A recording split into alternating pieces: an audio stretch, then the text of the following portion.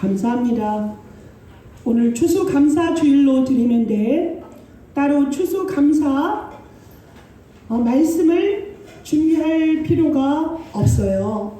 왜냐하면 모든 말씀이 다 최고의 축복의 말씀이고, 추수감사절이란 오늘만 이번 주만 추수감사절로 드리는 것이 아니라 매일이 추수감사절이기 때문입니다. 우리는 새 절기를 잘 알고 있지요.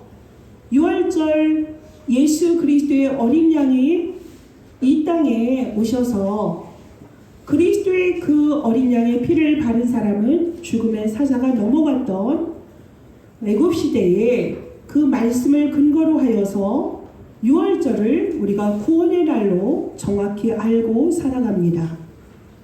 또한 구원받은 우리들을 하나님께서 날마다 보좌에서 인도하시고 말씀으로 우리를 완전하게 인도하시는, 우리는 날마다의 오순절의 축복을 누리고 살고 있습니다.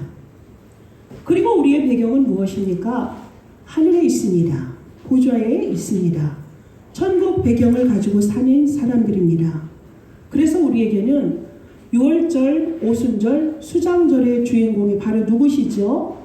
그리스도로 오신 예수님인 것을 정확히 알고 누리면서 우리는 그 보좌의 배경 속에서 여정을 가고 있습니다. 그래서 오늘 추수감사절이라 해서 특별하게 우리가 말씀을 선포할 필요는 못 느꼈던 것입니다. 여러분과 저는 그리스도로 말미암아 구원받았기 때문에 오늘 이 자리에 예배에 초청받은 것이고요. 하나님 자녀의 신분과 권세 속에서 지금 하나님과 깊은 소통을 하며 하나님을 마음껏 찬양하고 보좌로부터 오시는 하나님의 생수의 말씀을 우리가 지금 받고 있기 때문입니다. 오늘 말씀의 흐름 중에 민수기 11장을 우리가 만나게 됐습니다. 오늘의 제목이 두 종류의 사람입니다. 두 종류의 사람인데 부제를 이렇게 정했습니다. 원망하는 사람과 감사하는 사람, 이렇게 두 부류로 여러분이 오늘 말씀을 보시면 되겠습니다. 지금 민수기는 하나님의 군대가 현실 가운데 부딪히는 문제를 우리가 만나게 되는데요. 그것이 어떻게 해결되어지는지 우리가 과정을 보게 됩니다. 출애굽한 이스라엘 민족들은 모세가 시내산에서 하나님의 말씀을 받고요. 1년간 그곳에 머물며 성막에 대해서 알게 되고 성막을 짓게 되고, 성막을 중심으로 하여서 우리가 하나님과 어떻게 교류하고 하나님의 말씀을 따라가는지 우리가 배웠습니다. 그리고 인구 조사도 하게 됩니다. 왜냐하면 이들은 약속의 땅 가나안을 가야 되기 때문에 그 여정 속에 있기 때문입니다. 이제 시내산에서 모든 광야 생활에 필요한 모든 것들을 준비하고 마치고 출정을 하게 됐습니다. 나팔 소리에 맞춰서 이스라엘 백성들이 거룩한 출정을 하고 있습니다. 그런데 이들이 여호와에서 떠난 지 3일 만에 일이 벌어집니다. 3일 만에 이스라엘 백성들은 원망을 하기 시작합니다. 우리 옛말에도 작심삼일이란 말이 있는데 사람들이 한번 굳게 결심한 것이 3일도 못 간다, 이런 말입니다. 어떻게 그렇게도 훈련되어지고 준비된 이스라엘 백성들이 출발을 하자마자 1년 동안 주셨던 하나님의 그 은혜와 안정된 평안을 누렸던 것을 잊어버리고 그들은 왜 이렇게 원망을 하는 것일까요? 우리가 10장에서 보면은 그들은 하나님의 말씀이 먼저 앞서갔고 그 뒤에 12지파가 동쪽, 남쪽, 서쪽, 북쪽 순으로 그들이 출발을 했던 것입니다. 그러면 우리는 하나님의 말씀 따라가면 되는 것이고, 성막을 따라서, 성막은 예배 중심이죠. 교회 그 중심을 따라가는 크리스찬의 삶을 살면 되는데 그러지를 못했습니다. 민수기 본문을 보니까요, 믿음의 선진들은 하나님의 말씀에 길이 있다고 생각을 하고 따랐던 것을 볼 수 있어요. 모세오경에서는 인생의 모든 출발과 시작, 우리의 성장 과정이 있고요. 출애굽에서는 하나님의 시내산에 우리에게 임재하심으로 성막을 통하여서 우리를 만나주시는 그 하나님, 그리고 우리가 레위기서에서는 하나님이 무엇을 싫어하고 더러워하고 좋아하는지 기뻐하시는지 말씀과 예배 중심으로 있을 때 하나님이 기뻐하시죠. 이 민수기에서는 뭐냐? 우리가 어떻게 해서 저기 가나안에 우리가 가게 될까? 하나님이 우리를 다 하나하나 훈련시키고 지금 계시는 겁니다. 그러면 우리는 그 말씀을 따라서 가면 되는데 왜 그렇게도 사람의 마음에는 불만과 원망이라는 것이 이렇게 나오게 되는 것일까요? 우리가 지금 구약 성경을 보는데 2025년도를 살아가는 우리가 왜 구약의 성경을 보면서 우리가 이 말씀을 따라가는 것일까요? 모든 인류의 역사 시작은 어디에서 시작하지요? 하나님으로부터 시작합니다. 그리고 하나님이 택하신 이스라엘 백성들을 통하여서 그 말씀이 우리에게 전해지고 있었습니다. 그 말씀은 누구의 역사죠? 하나님의 역사입니다. 인생의 삶과 죽음까지 모든 것이 인생의 축소판이 이 성경 안에 있는 것이고요. 특별히 모세오경에서 그것을 발견할 수 있고요. 그래서 우리가 민수기에서 오늘 11장에서 우리가 보아야 될 부분은 우리 삶에 아주 직접적이고 실질적으로 맞닥뜨리는 그런 문제들이기 때문에 우리가 살펴보고 나의 문제가 그것이 보여지고요. 또 이 성경을 통해서 우리의 본보기가 되고 거울이 돼서 우리의 모습이 비춰졌으면 좋겠습니다.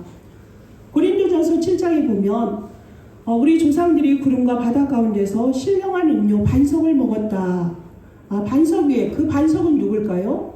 예수 그리스도이십니다. 그 그리스도를 따라서 우리가 가기 때문에 우리가 이런 일은 하지 말고 이거는 우리가 따라가야 될 오직의 길이로구나. 이런 것들을 우리가 정확히 알고 가는 것이 광야도 같은 세상. 광야는 뭐라 그랬죠? 큰 물줄기. 큰 물줄기는 어디라고요? 세상입니다. 세상을 살아가는 데 있어서 오늘 이스라엘 민족들이 3일 만에 원망이 터져 나오고 그들의 민낯이 이제 보여지기 시작했습니다. 원망을 하죠. 힘들다고. 원망이라는 것은 무엇입니까? 자기들이 불편함을 그냥 말하는 게 아니에요. 민수기나 출애굽기에 보면 여러 가지 원망하는 모습이 7번이나 나옵니다. 고라 사건도 있고 노뱀 사건 등등 이제 우리가 계속 살펴볼 것인데요. 이 원망이라는 것이 도대체 왜 나올까? 하나님께서 그들을 먹이시고 입히시고 인도하시는데 구름 기둥과 불 기둥으로 인도하시는데 왜 그들은 원망을 할 수밖에 없을까? 우린 그 뿌리가 있음을 알고 있습니다. 지금 원망하면서 그들은 너무 힘들다 하는 거지요. 그 사건은 창세기 3장에서 우리가 뿌리를 찾을 수 있는데요. 선악과 사건이 있습니다. 우리가 너무나 잘 알고 있는 선악과 사건, 인류의 죄의 시작이지요. 선악과를 먹었습니다. 숨었습니다. 하나님이 아담에게 묻습니다. 아담아, 네가 어디 있느냐? 그랬을 때 아담은 뭐라 합니까? 하나님이 나에게 주신 저 여자가 나에게 그 열매를 주어서 먹었다. 이러면서 뭐예요? 타락한 인간이 최초의 하나님에게 한 대화가 뭐다? 원망입니다. 근데 우습게 창세기 2장에는 뭐라 그랬죠? 그 독청하는 모습이 좋지 않아서 그 갈빗뼈를 하나 취해서 하와를 취했을 때 뭐라 그랬습니까? 하와를 만들었을 때 내 살 중에 살이요 뼈 중에 뼈라고 하면서 그렇게 기뻐했는데 지금 어떻게 됐어요? 자기가 곤란에 처하니까 하와를 원망합니다. 핑계를 대면서. 그러면은 하와를 가리키면서 저 여자가 먹게 했다 그러는데 그게 하와를 말하는 걸까요? 그 뒤에 누굴 지칭하는 거죠? 하나님을 원망하는 것입니다. 이렇게 당신이 나에게 주셨잖아요. 이러면서 하나님을 원망하는 모습 또 있습니다. 4장의 가인과 아벨 사건도 마찬가지입니다. 당신이 내 제사를 안 받아줬으니까 제가 이러잖아요. 아벨 때문에 제사가 막혔습니다 하면서 하나님께 원망하는 모습을 우리가 볼 수가 있습니다. 우리는 우리가 살고 있는 이 창조의 세계가 어떻게 생겼고 어떻게 질서가 되어지고 움직이고 있는지를 모르니까 자꾸 원망을 하게 되는데요. 하나님은 이들을 지금 언약의 땅, 약속의 땅으로 그들을 지금 인도하고 있는 것입니다. 그냥 따라가면 되는데 바로 있었던, 전에 있었던 그 하나님의 은혜를 이들이 뭐 한 거죠? 잊은 것입니다. 망각을 하게 되었습니다. 그러면서 뭐라 그러죠? 자기들이 노예였을 때는 값없이 뭘 먹었다고요? 생선을 먹었대요. 값없이 참외를 먹고 오이를 먹고 부추를 먹고 파를 먹고 마늘을 먹었답니다. 근데 여러분 여기에서 이상하지 않습니까? 이들은 뭐예요? 기억을 지금 왜곡하고 있는 거예요. 그들은 430년 동안 뭐 했는데요? 종살이 했습니다. 종노릇 했어요. 죽을 만큼 일하고 쉬지도 못하고 정말 살 수 없을 만큼의 고통 속에 있었기 때문에 그 고통을 들으시고 하나님께서 모세를 불러서 내가 이스라엘 백성의 고통을 듣는도다. 너는 저들을 가서 사흘쯤 광야로 가서 희생 제사를 드리겠다라고 말하라. 바로에게 이렇게 말씀을 하셨어요. 그런데 이것을 잊어버린 것이죠. 죄의 그 습성 본성 고약한 그 우리의 여리고를 버리지 못하고 하나님을 원망하는 죄의 열매를 우리가 지금 맞닥뜨린 것입니다. 가인에게 하나님 말씀하십니다. 죄가 네 눈앞에 있어. 너는 그 죄를 다스려라 그러셨어요. 죄가 눈앞에 있어요. 죄는 우리의 가는 곳마다 쥐레밭처럼 있습니다. 세상은 하나님의 법대로가 아니라 사단이 파놓은 올무 덫 속에 우리 믿는 자들을 공격합니다. 그래서 우리가 살아가다 보면 이렇게 하나님의 말씀에 순종하지 않고 원망한 결과 어떻게 됐죠? 원망한 결과로 다베라 사건이 터진 것입니다. 여호와의 진노의 불이 진영 끝에서부터 시작돼서 살라버린 거죠. 그러면 뭐예요? 갑자기 이거는 들어닥친 게 아니라 우리의 삶 속에서 조금씩 좀 먹고 있었던 것이에요. 그것이 쌓여지니까 어떻게 돼요? 나중에는 걷잡을 수 없는 영적인 전염병으로 번져서 하나님을 원망하고 저주하는 모습입니다. 우리가 여기서 4가지 인간의 민낯이 보이는데 두 번째는 무엇이냐면 탐욕입니다. 4절과 9절까지 나와 있죠. 다른 인종들이 그 탐욕을 품었어요. 여기 다른 인종이라는 것은 제가 항상 얘기하죠. 출애굽할 때 이스라엘 백성들만 빠져나온 것이 아니라 어디서 소문을 들었어요. 저게 하나님이 참 신이래. 이걸 들은 사람들이 그 소문을 듣고 뭐 한 거죠? 어린 양의 피를 발랐으니까 따라왔습니다. 근데 그들은요, 그들이 진행할 때 12지파 속에 들어가지 않은 사람들입니다. 그래서 다른 인종이라고 한 것이에요.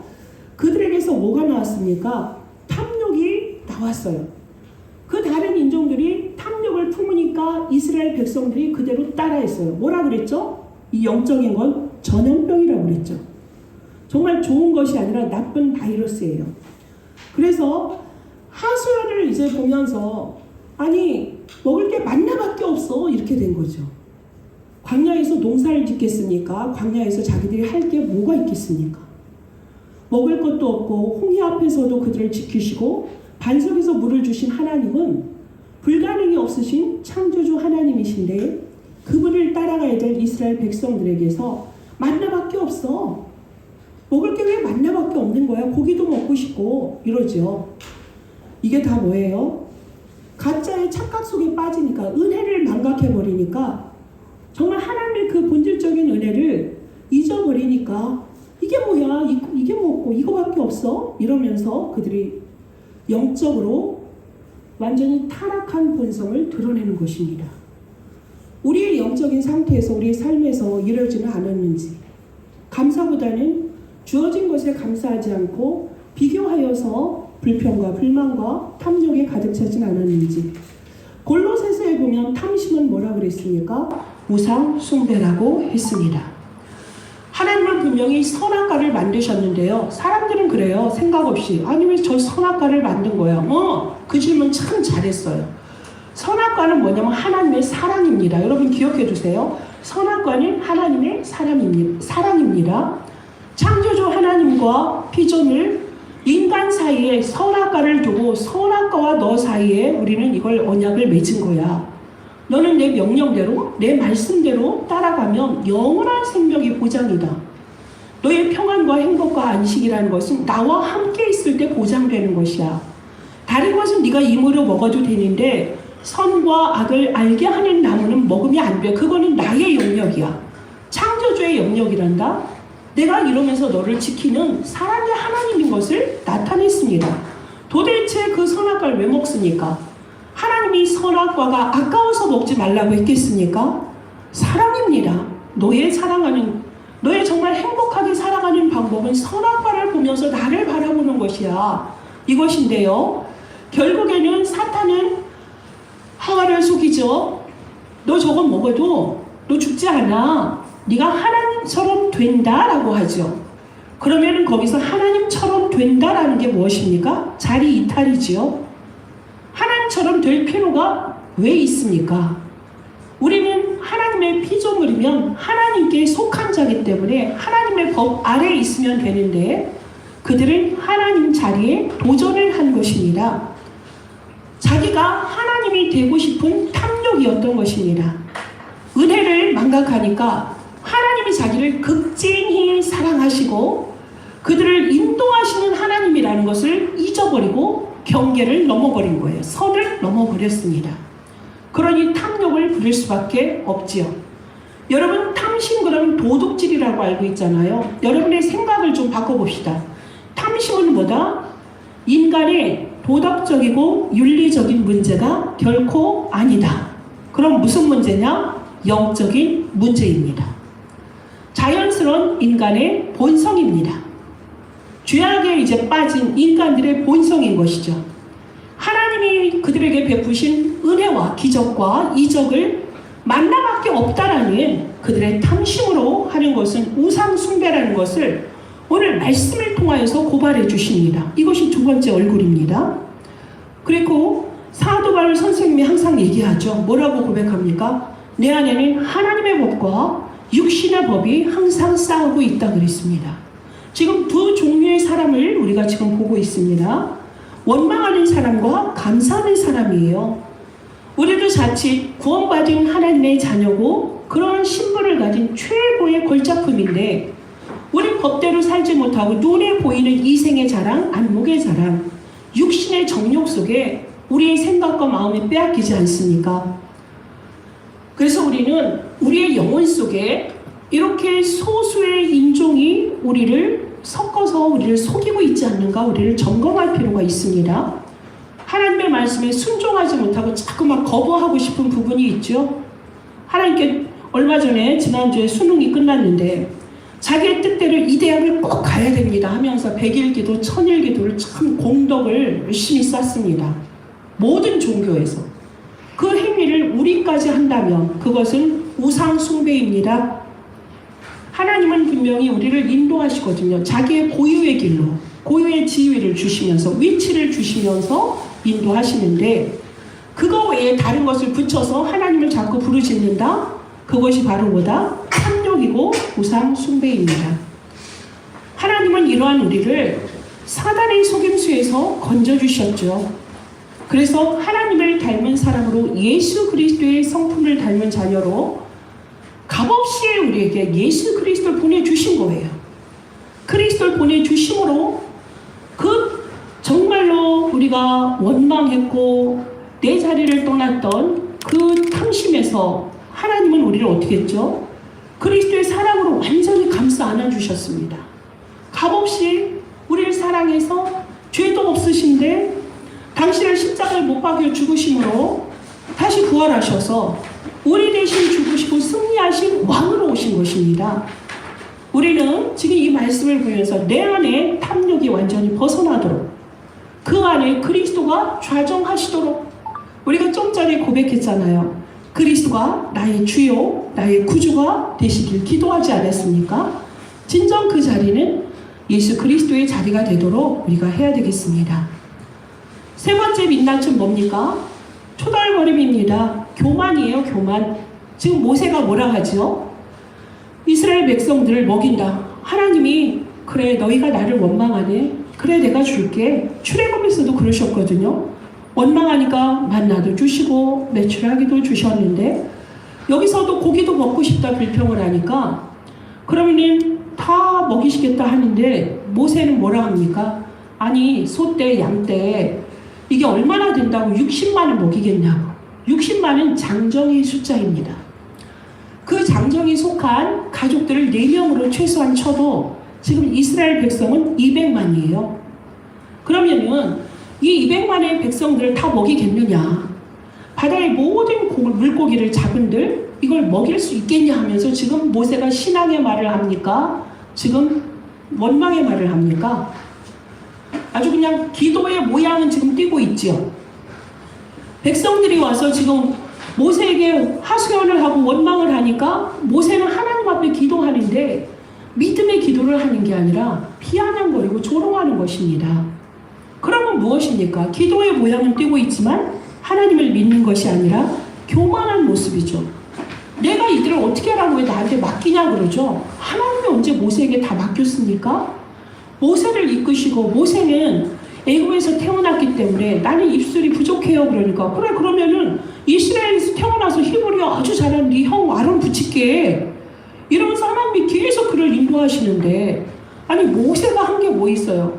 가만히 서서 오늘 여호와께서 너희를 향하여 행하는 구원을 보라. 하나님이 모세를 뽑으시고 그 위치에서 모든 걸 이끌어 가신 거는 보좌에서 성삼위 하나님이 이끌으신 거잖아요. 근데 거기서 내가 뭐 하라고 해 하면서 불평을 하는 거는 뭐죠? 이거는 교만입니다. 자기 연민처럼 말하잖아요. 불쌍히 여기면서. 자기 연민은요 교만입니다. 타인의 고통과 아픔을 보면서 슬퍼하며 그 마음을 나누는 것은 연민이고요. 마음이 넓어지고 따뜻해지는 그릇이 넓어지는 것이 되지만 자기 연민에 빠지는 건 교만입니다. 자기 연민은 자기 애다. 자기밖에 모른다. 내 것, 내 가족, 우리 교회 그렇게 생각하는 것이 다 뭐다? 자기 교만. 이거는 뭐예요? 정말로 11절에서 15절 기도 속에서 모세의 기도 속에서요. 내가라는 말이 몇 번 나왔냐면 14번이 나왔습니다. 이건 뭡니까? 자기 교만 맞다니까요. 교만에 빠진 사람은 하나님이 아주 싫어합니다. 자기 교만 속에 빠져있고 자기에 빠지고 자기 중심적이고 자기밖에 몰라. 세상 다 자기의 눈으로 봐야 돼. 자기의 창이 맞아. 이런 사람들이 지금 지구상에 너무나 많아요. 그쵸? 남들 배웠어. 머리가 막 학식이 가득 찼어. 경험도 많아. 그러니까 내가 만난 사람도 많았어. 그러니 내가 하는 게 맞아. 이게 딱 틀에 박혀가지고 자기 속에 자기를 꽁꽁꽁 가둬둡니다. 이렇게 꽁꽁 가둬두니까 어떻게 그들을 누가 손을 쓸 수가 없어요. 아무도 그를 손 쓸 수가 없습니다. 멸망하기까지. 그러면 어떻게 해야 돼요? 이 마음이 넓혀져야 돼요. 그리스도의 사랑 안에서 그리스도 안에 들어온 우리라면 그리스도 사랑 안에서 우리는 넓어져야 됩니다. 여기에서 우리가 볼 수 있는 세 번째 민낯의 자기 연민은 교만이다라는 걸 볼 수 있었고요. 그러니 이기적인 기도 속에서 나중에 이제 14절 이후에 보면 또 뭐라 합니까? 실패한 모세의 모습이 또 나옵니다. 자기가 하나님이 우리를 먹이시고 입히신 그 하나님의 사랑을 잊어버리고 막 계속적으로 먹는 거에 대해서 투덜투덜대는 이런 모습들, 불신앙의 모습이 이제 네 번째 민낯이 보이는데요. 자기 중심적으로 하니까 하나님이 그래? 너 혼자 그렇게 힘들어? 그래 그럼 내가 너 도와줄게. 그러면서 하나님의 은혜를 이제 더 보여주시죠. 불신앙하는 사람들은 하나님의 은혜가 떨어졌기 때문에 그렇습니다. 너 그렇게 힘들어 죽겠니? 그럼 거기에 어른들도 많고 저 연장자도 많은데 그럼 그 중에서 지혜로운 70명을 뽑아. 그래서 이 백성을 함께 지휘하면 되잖아 하고 하나님 지금 알려주시잖아요. 그래서 정말 하나님은 우리 안에 모든 것 다 줬는데 우리는 한없이 내 안에 쓴뿌리, 원망의 쓴뿌리, 교만의 쓴뿌리, 또 그리고 탕심의 쓴뿌리와 불신앙의 쓴뿌리를 가지고서 하나님을 원망하고 하나님의 은혜를 저버리는 경우가 너무나 많습니다. 교회 안에서는 믿음으로 아멘 아멘 해요. 근데 바깥에 가서 기도 응답을 못 받는다 투덜투덜. 여러분은 교회 안에서만 살아가는 게 아니잖아요.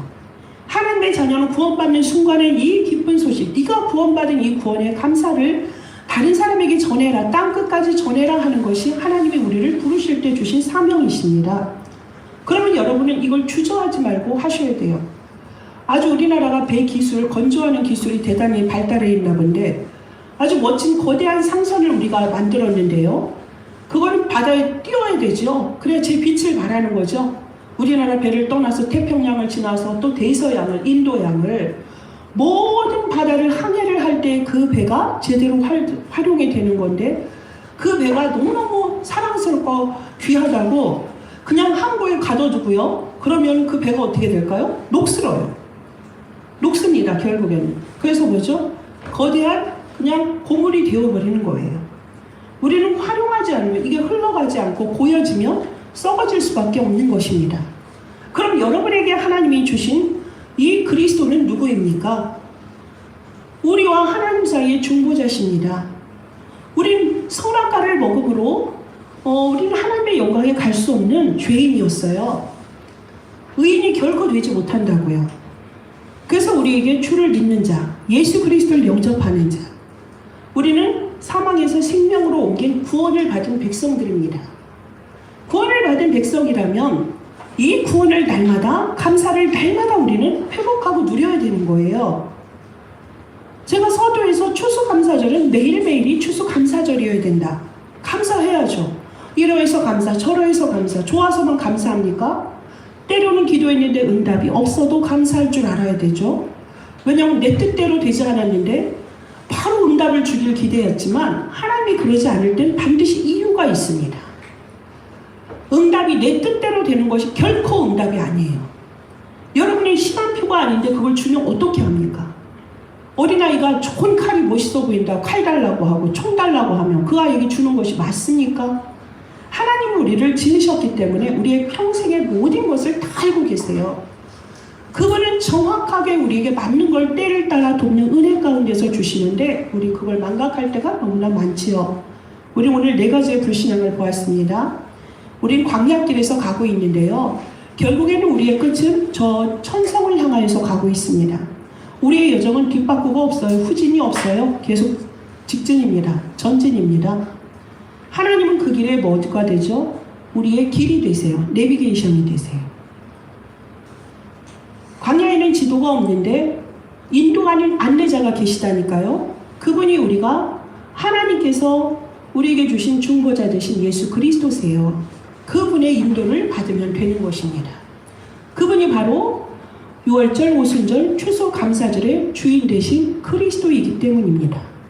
완벽하게 내가 십자가에서 죽으면서 다 해결했다, 다 완성했다, 끝냈다라고 하신 분이 그분이기 때문에 우린 그분을 믿고 가셔야 돼요. 여러분, 믿음이 여러분이 결단해서 믿어주셨어요? 아니에요. 에베소 2장 1절 2절 보세요. 허물과 죄로 죽어서 우리는 본질상 진노의 자녀인 우리인데 하나님이 은혜로서 우리에게 구원해 주셨다니까요. 믿음도 뭐다? 은혜로 우리에게 주셨다 그랬어요. 그래서 하나님의 선물이라고 말했는데요. 여러분의 행위에서 해서 여러분 자랑할까봐 하나님보다 믿음도 구원도 내가 줬어, 너희에게 선물로 줬어. 그걸 믿는 믿음 안에서 우리가 사는 것 아니겠습니까? 우리의 궁극적인 목적은 갈라디아서 2장 20절. 어떤 사람은 큰 재벌로, 어떤 사람은 명망가로, 어떤 사람은 성공한 사람으로, 인플루언서로 이렇게 살 수도 있겠지만 우리의 모습이, 여러분의 모습이 초라해 보이십니까? 여러분의 삶을 누가 대신하지 않습니다. 여러분은 정말 유일성의 응답을 받은 사람이에요. 하나님이 너무나 사랑하셔서 지금 그 위치에 하나님이 허락하신 자리에 있다는 것을 잊지 마세요. 그래서 우리는 무엇이 있다 좋다 환경에 의해서 좌지우지 돼서는 안 됩니다. 지금 이스라엘 백성들처럼 잘해줄 때는 너무너무 기뻐하면서 조금 불편한 상황, 광야 가려니까 얼마나 불편해요. 새로 가면서 성막을 설치해야 되고 천막을 치고 또 텐트 안에서 또 거해야 되니까 불편하지요. 그렇게 우리가 환경 따라서 우리의 마음이 이랬다 저랬다 하면 되겠습니까? 그렇지 않습니다. 그래서 우리는 정말 우리는 믿음으로 말미암아 우리는 나아가는 거예요. 하나님을 믿음으로, 말씀으로 인도하시는 하나님, 또 우리에게 구원의 역사를 지금도 이루고 계시는 성자 하나님, 지금도 우리가 모르니까 무지하니까 과거를 왜곡하고 잊어버리고 망각하고 하나님께 원망과 탐욕과 또한 불신앙 속에서 하나님을 배반하는 우리들에게 하나님 지금도 가르쳐 주시고 은혜 주시고 힘 주시는 성령 하나님을 우리에게 지금 주시고 지금 이 자리에 임재하시고 계십니다. 우리는 그 길을 따라가면 되는 것입니다. 그래서 2025년 우리가 추수감사절을 보며 돌아보니까 얼마나 감사한 일이 많습니까? 지금 이 자리에 있는 자체가 은혜 아닙니까? 여러분 1년이라는 세월이 그렇게 호락호락하게 쉽게 왔습니까? 여러분의 하루하루가 주님과 동행하는 하루였다고 저는 생각합니다. 이만큼의 결실이 있어요. 하나님 앞에 중요한 터닝 포인트가 있어서 이정표가 있어서 하나님께 감사하는 분도 계시겠지요. 그런데 그것이 없다 해서 여러분이 감사할 게 없다? 그건 아닙니다. 보이지 않는 물과 공기가 얼마나 소중한데요. 하나님이 이 우주를 지금까지 지켜주시고 그 질서 가운데서 우리를 하나님의 절대 주권 속에서 인도하시기 때문에 우리는 하나님의 절대 주권을 인정하는 삶이어야 이런 원망과 탐욕과 불신앙이 나오지 않습니다. 정말 우리는 이 모든 게 하나하나 제 손 쓸 수 있죠. 눈 볼 수 있죠. 들을 수 있죠. 얘기할 수 있죠. 사랑하는 가족을 볼 수 있죠. 저는 지금이 가장 행복한 우리들의 화양 연화가 아닌가. 가장 행복한 시기다.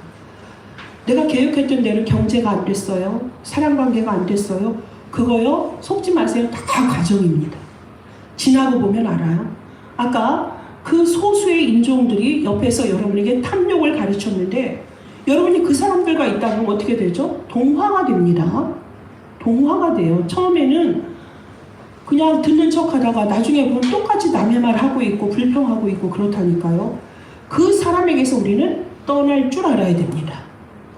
나에게 도움이 되지 않는, 뭐 경제적으로 도움이 안 된다 그런 게 아니라 정말 사랑의 쓴뿌리를 무한 갖다 주는 사람에게선 돌아서야 돼요. 여러분이 절대 그것을 면밀으로 봐서는 안 됩니다. 여러분이 불신자나 이런 사람하고 제가 증인 아닙니까? 30년 불신자와 결혼 생활을 한다는 거는 하나님의 계획 속에서 모든 게 이루어졌지만 그런데요, 그것은요 너무너무 진짜 고통입니다. 믿는 가정에서 함께 완네스가 돼서 세계 복음화를 했다면 얼마나 값진 작품들이 많이 나오겠습니까? 굳이 여러분이 그런 길을 갈 필요가 없고 믿음의 사람 안에서 같이 성령 충만함 속에서 교제함은 300%의 결실을 맺게 돼요. 나도 살고 그도 살고 모든 사람을 살리고 화평케 하는 이 사랑의 은혜의 산물들이 상당히 많거든요. 그 쓴뿌리가 있는 분들은 아픔이 있고 옹이가 있어요. 그게 물론 발판이 돼서 그들이 증인이 돼서 누군가를 또 살릴 수도 있겠지만 우리는 이렇게 불평 불만하는 쓴소리를 하는 이런 인종은 우리가 뭐 해야 돼요? 변화시켜 주든가 그들을 완전히 그리스도의 복음으로 변화시키고 살리고 우리는 그 안에서 뭐 해야 되죠? 하나님의 자녀로서의 정체성. 나의 망대는 어디 속에 있어야 됩니까? 늘 그리스도 안에, 예배 속에, 말씀 속에, 기도 속에. 여러분 예배, 말씀, 기도가 그냥 예서로 들리십니까? 여러분 생각해 보세요. 지금 예배 드리지 않고 지금 날이 얼마나 좋아요? 캠핑하기 참 좋은 날씨죠? 지금 사람들 가고 있어. 그 사람들은 지금 뭐 하고 있죠? 캠핑의 망대를 쌓고 있습니다. 높은 건물에서 떨어져서 생을 마감하고자 하는 사람은 이미 그들의 망대가 쌓여져 있었기 때문에 그렇게 되는 거예요. 여러분 각오하고서 사람들 하잖아요. 근데 우리는 어디에 있죠? 하루를 시작할 때 우리는 창세기 3장에 이 체질이 불신앙의 체질이 있는 걸 알기 때문에 아침에 일어나면 하나님의 말씀으로 나를 딱 통일을 시켜버립니다. 내 영을, 내 뇌를, 내 몸을, 내 생각, 마음을. 하나님이 오늘도 나의 주인 되어주세요. 하나님의 말씀으로 오늘 나도 승리하게 해주세요. 불신자들도요 정신통일이라고 합니다. 낚시를 왜 사람들이 좋아하는지 아세요? 정신통일하기 딱 좋대요. 그건 뭐예요? 명상이 굳이 명상하고 들어가지 않아도 낚시 속에서 자기를 돌아보고 자기를 살피는 거예요. 그렇게 하니까 그들은 정신통일이라는 걸 하면서 나름대로 성공을 하잖아요. 근데 믿는 사람이 구별되게 너는 나의 백성이다, 나는 네 아비가 된다 하는데 아버지의 말씀을 따르지 않고 자기 소견대로 산다? 얼마나 무질서하고 혼동 속에 있습니까? 얼마나 흑암에 있습니까? 선택할 때 얼마나 어려우세요? 그런데요, 날마다 하나님의 말씀으로 기도 속에서 하루를 시작한다? 그 말씀 따라서 오늘 이런 일 저런 일, 좋은 일도 있었고 나를 힘들게 하는 일도 있었다. 그런데 여러분이 말씀을 붙잡고 강단의 말씀을 붙잡고 있었다. 그러면 그걸 누가 책임진다고 그랬죠? 하나님의 역사 속에서 하나님이 하세요. 밤에 반드시 여러분 마무리하실 때 기도하시고 동영상 보시고 하세요. 반드시. 근데 가장 좋은 건 마무리하고 기도하고 자는 게 제일 좋죠. 그렇게 하루를 기도로 마무리하시고 이러할 때에 그것이 그날 성공한 거예요. 그런데 그것이 하루가 아니라 이틀이 되고 열흘이 되고 40일 작정을 성공을 하고 그게 1년이 되고 10년이 될 때 여러분의 삶과 지금 캠핑이나 다른 사람 비교해서 여러분 그런 것도 하나의 유행이거든요. 어떤 때는 뭐 골프라는 그 스포츠가 유행이고 지금은 요트라는 게 유행이고 지나가는 것들인데 사람은 하나님을 떠나 있는 사람은 끝없이 갈급해서 다른 걸 찾아대. 하나님께 돌아오기만 하면 되는데 그렇게 찾아댄다니까요. 그럼 그 사람은 결국 타인하고 이렇게 비교하고 하다 보면 힘들어요. 제가 우연히 어느 어르신의 얘기를 들었는데 이분들이 이제 85세 그러면 인생의 막바지잖아요. 근데 이분들은 강남에 사시는 분들이에요. 집도 있고 강남에 집 한 채가 있으면 몇십억이죠 기본이. 자, 그런데 이분들이 그래요. 가진 거 그냥 집 한 채 있는 정도고 연금으로 삽니다 그래요. 근데 그들이 보면 어떻게 사나 했더니 그걸로 살 수 있는데 이들은 부지런히 움직여요. 그 연금이 많지가 않다. 근데 이제 두 부부가 살기에는 규모 있게 살면 된다. 우리는 어려운 세대에 살았기 때문에 그걸 쓰다 보면은 어떤 때 남기도 한다. 근데 중요한 것은 돈이 많은 것보다 건강이 우선이다. 건강해야 이게 지켜진다. 그래서 우리는 살 방법을 안다. 저는 그게 맞다고 생각합니다. 많이 필요한 분은 많이 벌게 하시겠죠. 근데 적으면 적은 대로 또 우리는 뭐 하죠? 우린 또 선교하고 전도할 수 있고 마음껏 할 수 있습니다. 제가 가장 분은 뭐라 그랬죠? 내가 필요할 때 쓸 수 있는 것. 하나님 그걸 공급해 준다니까요. 저는 그래서 빌립보서 4장 13절에 내게 능력 주시는 자에서 내가 모든 걸 할 수 있다 이전에 있는 말씀이 뭐죠? 바울이 나는 빈부에도 처해봤고 나는 모든 거 다 해봤어. 그래서 나는 가난해도 살 수 있고 아주 부자여도 나를 컨트롤할 수 있고 그 안에서 우리는 나는 궁핍에도 처해봤기 때문에 어디서든 나는 괜찮아. 그게 그냥 하는 말이 아니라니까요. 최고의 로마 시민권을 가졌던 그 어마한 명문 가문의 집안의 아들 아닙니까? 근데 그리스도의 이제는 뭐예요? 그리스도의 대사가 돼서 복음을 전하다 보니까 나중에는 먹을 게 없어서 뭐 하고 있죠? 천막을 짜고 있다가 브리스카 부부를 만났잖아요. 생업을 하면서. 근데 그는 그게 불평이 아니라 이게 그리스도 예수 안에 있기 때문에 어떤 것도 문제가 되지 않는 그 삶을 말하는데 저는 그게 어느 정도 공감을 합니다. 무슨 말인지 알겠어요. 저도 그렇게 살 수가 있어요. 이것이 최고의 축복입니다. 그러시면서 그리스도만 고백하고 그리스도만 자랑하신다 그러잖아요. 십자가만 자랑하겠다고. 그래서 저는 여러분에게 매일 이런 바울의 삶을 우리가 좀 본받길 바랍니다. 모든 사건에서. 그래서 모든 환경이나 그 좋은 거나 나쁜 거나 어려움이나 좋은 거 뭐죠? 그러니까 그걸 모두 상황이라고 하지요. circumstance. 그래서 모든 상황 속에서도 그리스도의 망대가 딱 나에게 기둥으로 있다. 문제가 될까요? 그걸 하나님이 모를까요? 허락하신 거잖아요. 심지어 감옥에 있을 때 그게 쓰신 거잖아요. 그래서 항상 기뻐할 수 있고 쉬지 말고 기도할 수 있고 범사에 감사할 수 있는 게 이는 그리스도 예수 안에 있는 하나님의 뜻이다. 누구를 향한? 여러분들을 향한 하나님의 뜻이라고 말씀하십니다. 저는 그래서 이 추수감사절에 정말 우리가 진정한 감사가 회복했으면 좋겠어요. 그리스도의 모든 것을 다 가졌는데 그리스도 안에 다 있다 그랬고 그리스도 안에 모든 지식과 지혜 보화가 다 들어있는데도 아직도 내가 원망과 탐욕과 교만과 불신앙에 있다. 내 밭에 소출이 없을지라도, 외양간에 소가 없을지라도, 포도원에 포도가 없을지라도 나는 뭐로 기뻐하리라? 여호와로 기뻐하리라 했던 그 기자의 그 고백이 우리 교회의 고백이 됐으면 좋겠어요. 이것이 여러분의 영적인 상태가 그리스도 안에서 좌정이 되고, 그리고서 우리의 방향은 어디다? 땅끝까지 이 복음이 전파되는 곳에 여러분의 방향을 둔다. 성공한 인생이고 1년을 잘 살아오신 것입니다. 우린 그리스도의 언약을 정확히 붙잡고 모든 민족, 모든 족속, 땅끝까지 이 복음이 증거되는 그 일에 증인이 된다. 그러면 우리는 성공한 거죠. 우리는 이렇게 우리의 광야를, 이 여정을 오늘 민수기에 나타난 이스라엘 백성들의 원망의 모습을 보면서 우리를 돌이키고, 하나님, 이거보단 좀 나은, 정말 그리스도 안에 착 달라붙어서 오직 그리스도를 나의 절대 망대로 붙잡고 오직 그 제자의 길을 가게 해주세요. 제 목표가 정확히 정해졌으니까 이 제자의 길을 온전히 갈 수 있도록 나에게 성령 충만을 주세요. 그렇게 가다가 우리에게 주어진 이정교회, 우리 교회가 이제 237에 탄자니아에 이어서 케냐의 문도 열게 하시고 다민족 시대를 실제적으로 밟게 하시고 걷게 하시잖아요. 이렇게 응답이 있듯이 여러분 주변에 여러분 때문에 이렇게 전도 선교의 열매가 있다. 혹은 여러분의 마음이 누군가에게 전해져서 그 사람이 치유가 되고 변화되고 있다. 정말 멋진 인생 살고 있는 것입니다.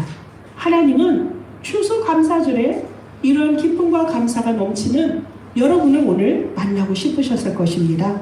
우리 다민족 선교회 모든 주의 백성들, 이 은혜 가운데서 이 모든 말씀, 원망이 아닌 감사가 날마다 넘치는, 매일 매사 모든 것에 감사가 넘치는 여러분 되시길 바라겠습니다. 생각을 고정하셔야 돼요. 끝으로 첨언입니다. 감사가 땡큐죠. 땡크란 단어는 think에서 나와요. 무엇을 생각하느냐에서 나와요. 여러분 어디 방향에서 감사로부터 무조건 시작하세요. 막 어렵고 막 정말 말도 안 되고 이거 큰일 났다 하는 그 상황에서 감사합니다부터 한번 해보세요. 그럼 감사는 뭐다? 기적을 나타내요. 그때 하나님이 보좌에서 여러분에게 역사하십니다. 우리 2025년도 추수감사절을 보내게 하신 하나님께 영광의 박수를 보내드립니다. 기도하겠습니다. 하나님, 은혜를 감사합니다. 오늘 광야를 떠나서 행진하는 이스라엘 백성들의 모습을 보면서 우리 영혼 속에 잠재하고 있는 원망과 탐욕과 불신앙과 교만의 죄악의 뿌리를 우리가 보았습니다. 우리는 우리 스스로 절대 살 수가 없습니다. 하나님이 우리를 붙잡아 주시지 않으면 우리는 이 광야 같은 세상에서 절대 불가능한 길을 갈 수밖에 없습니다. 하나님 우리를 사랑하시고 불쌍히 여겨주셔서 예수 그리스도를 보내주시고 십자가에 못 박혀 죽게 하시며 그 은혜로 우린 날마다 새로운 피조물로 살아갈 수 있는 은혜의 나라에 옮겨진 사람들입니다. 하나님 우리 안에 원망이 완전히 사라지고 탐욕과 교만과 불신앙이 떠나지게 하시고 뿌리가 뽑아지게 하여 주옵소서. 우리를 통하여서 하나님은 이전 것은 지나갔으니 보라 새 것이 되었도다라고 말씀하셨습니다. 우리가 이 강단의 말씀과 하나님의 본부의 모든 말씀의 흐름을 붙잡고 이 흐름 속에서 정말 우리의 정체성을 잃지 말게 하여 주시고 이 말씀의 선포 속에서 깃발을 들게 하여 주옵소서. 그래서 우리가 하나님께서 우리를 창조하신 그 모든 것들이 그리스도를 통하여서 완성하셨고 우리를 그리스도 안에 부르셨사오니 완전하신 그리스도 안에 우리가 있게 하시고 날마다 모든 것에 범사에 감사하며 쉬지 말고 기도하게 하여 주시고 이 기도가 우리의 최고의 취미가 될 수 있도록 축복하여 주옵소서. 살아계신 주 예수 그리스도의 이름으로 기도합니다. 아멘.